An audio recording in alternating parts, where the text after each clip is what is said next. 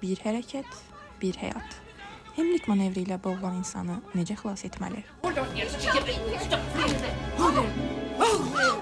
Oh. One more time, dear. Hold there. Oh, no, work with me. Come on. Come on. Oh my God. Here. Come on.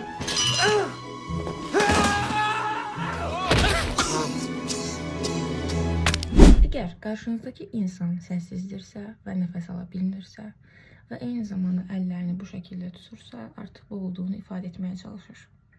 Siz isə bu hemlik manevrini edərək həmin şəxsi xilas edə bilərsiniz. Necə? Birinci addım. Həmin şəxsin arxasında dayanırıq. İkinci addım isə əlimizi bu şəkildə tuturuq. Bu şəkildə çevirərək qarın boşluğu nahiyəsində döş sümüyünün sonunda mədə çuxuru var.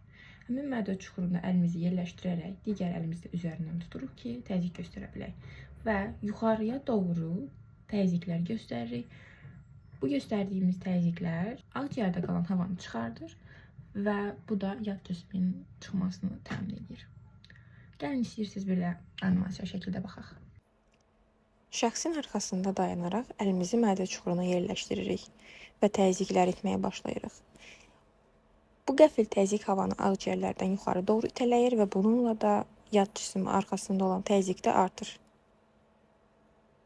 Və nəticə olaraq yad cisim çıxır.